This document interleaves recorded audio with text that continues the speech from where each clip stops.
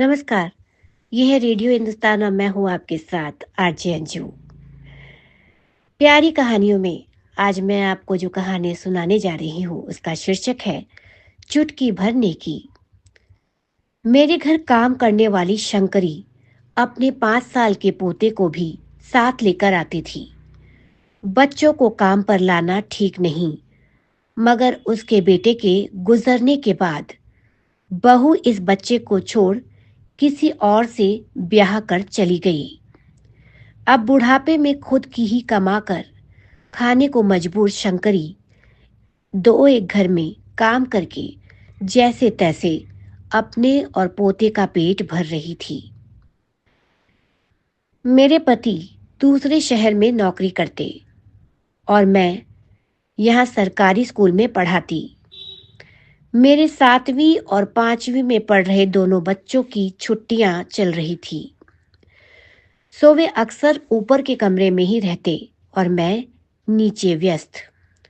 शंकरी का पोता भी उनके पास चला जाता। एक दिन शंकरी को लेकर किसी काम से ऊपर गई तो नजारा देख दंग रह गई।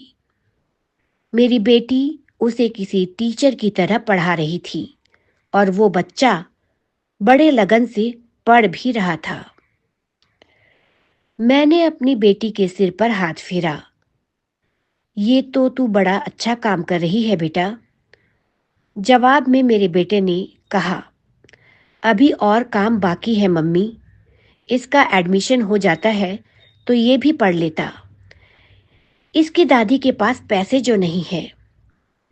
मुझे बात जच गई। मैंने बच्चे की ओर देखा, उसे पूछा, तुझे पढ़ना अच्छा लगता है? वह कुछ नहीं बोला।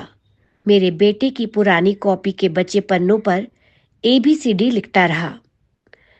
शंकरी अम्मा, अगर कहो तो इसे मैं अपने स्कूल में भर्ती करा दूं।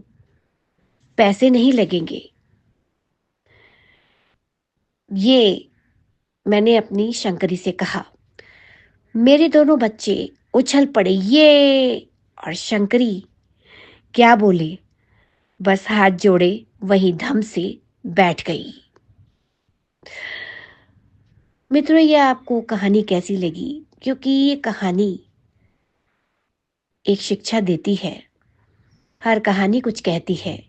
इस कहानी में अनकहा ये है कि अपने लिए तो सभी करते हैं, लेकिन हमें समाज के उस वर्ग पर भी ध्यान देना चाहिए जहाँ जहाँ होते हैं प्रतिभावान होनहार बच्चे, लेकिन आर्थिक तंगी के चलते वो आगे पढ़ नहीं पाते हैं। अगर हम सभी एक एक बच्चे को इस तरह पढ़ाने का संकल्प लें तो बहुत मदद हो जाएगी और इंसानियत जिंदा भी रहेगी।